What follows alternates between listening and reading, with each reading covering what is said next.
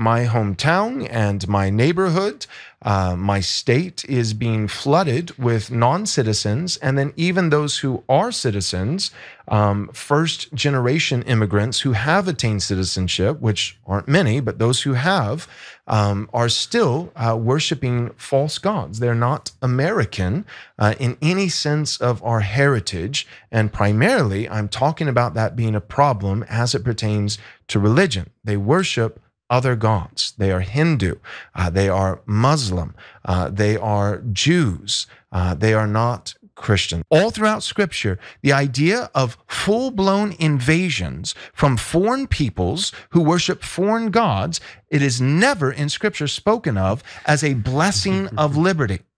It is always spoken of as a judgment. I believe that America is under God's judgment. And I don't think that the forms or the expressions of God's judgment merely lie with Drag Queen Story Hour, but that they also include the fact that my neighborhood is 30% Hindu. I think that that's actually not a blessing, not the Great Commission coming to us so that we don't have to go. No. I think that that is also a sign of God's judgment upon our land. With millions watching and many people benefiting from this program called Indisputable, we just need 1% of the viewers to become a paid member so we can continue to bring this content to you. Now back to the show. Isn't that something, preacher? Let's put him up full mass here. You know, according to the Bible that you read, sir, God is love, which demonstrates to me that if you walk in love, you walk in a principle of God. But if you do not walk in love, you do not walk in the principle of God.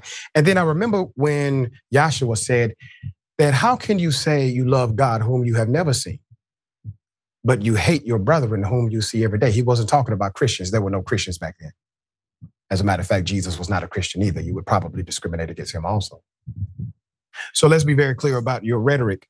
You obviously do not believe in evangelism, not from the heart, because you hate the fact that people who are not Christians stay around you. And what happened to simply being an example of goodness, inclusion?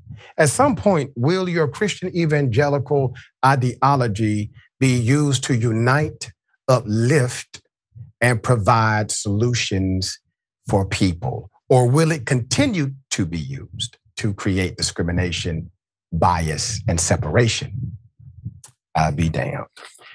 According to Right Wing Watch, last month, radical Christian nationalist pastor Joel Webbon participated in a panel discussion during which he called for the end to immigration because he had to explain to his daughter why there was a woman in a straight up Hindu garb in our swimming pool. I don't even know what country I'm in, he says. This is part of the course here. These individuals, the reason why this is important, because these individuals are now gaining control of actual governmental policy and facility in the United States of America. This is why we have to pay attention to this madness. All right, Francesca, thoughts here? Yeah, I mean, he's in the wrong country. That's what I have to think. Yeah. I mean, I'm just like, what? America, you're in the wrong country. You know, just read the Statue of Liberty's little tablet thing, you know? Give me you're tired, you're poor. Like, this is a country of immigrants. Sorry, bud. Like, I know whatever you think America was in your mind, or whatever you like think the founding fathers thought it was going to be, it wasn't. It wasn't a Christian nation. Sorry, it just wasn't. And on top of that, to use, like you said, use the scripture for something that isn't your own supremacy. Exactly. Like, honestly, are these the teachings of Jesus? I don't think so. But I'm endlessly disgusted by this. And really, Doc, what grosses me out is how buttoned up and sort of pseudo-intellectual you can be with your xenophobia and your racism.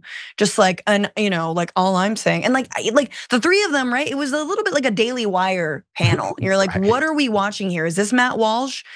So that's the kind of future we have to look forward to with, a Trump 2.0, and honestly, not our future. That's our present right now. So I guess my advice would be go to Hungary.